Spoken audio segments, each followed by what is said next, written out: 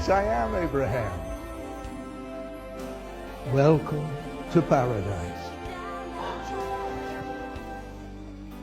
Alkitab dengan jelas menggambarkan apa yang terjadi setelah kematian dan dua kemungkinan tujuan kekal yang dihadapi setiap orang.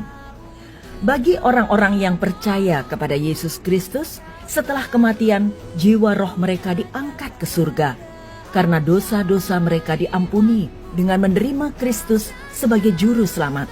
Yohanes 3 ayat 16, 18, dan 36. Bagi orang percaya, kematian adalah jauh dari tubuh dan diam bersama Tuhan.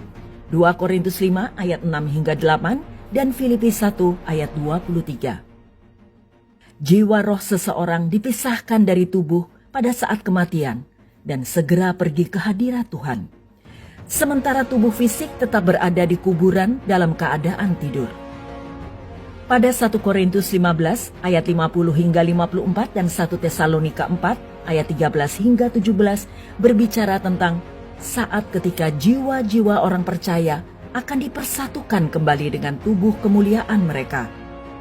Ini terjadi pada pengangkatan gereja, sesaat sebelum kedatangan kedua Kristus ke dunia, ketika orang yang mati di dalam Kristus akan dibangkitkan lebih dahulu, yaitu semua orang yang mati dalam iman. Pada kebangkitan orang percaya ini, tubuh fisik dibangkitkan, dimuliakan, dan kemudian dipersatukan kembali dengan jiwa roh yang sudah ada di surga.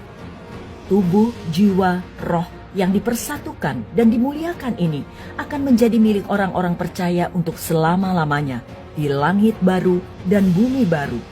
Wahyu 21 hingga 22.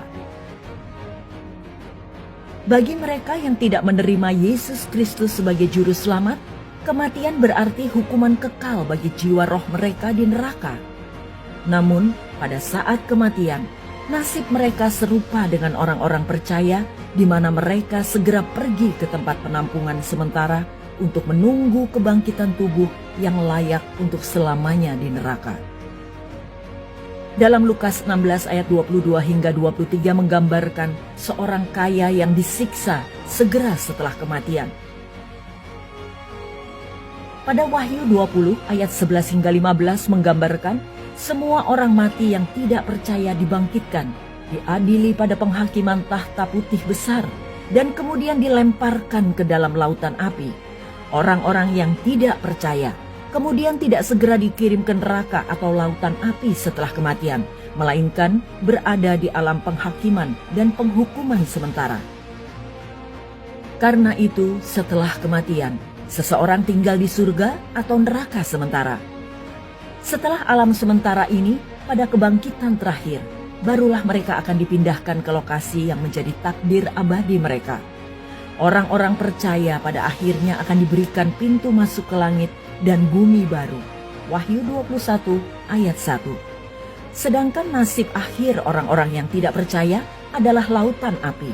Wahyu 20 ayat 11 hingga 15. Tujuan akhir manusia sepenuhnya didasarkan pada apakah ia termasuk yang beriman kepada Yesus Kristus atau tidak. Mereka yang untuknya Kristus mati akan menghabiskan kekekalan bersamanya.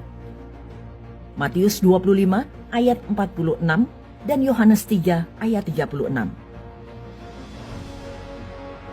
Jika Anda belum menaruh iman Anda kepada Yesus Kristus, jangan menunda lagi. Sesungguhnya, waktu ini adalah waktu perkenaan itu. Sesungguhnya, hari ini adalah hari penyelamatan itu. 2 Korintus 6 ayat 2.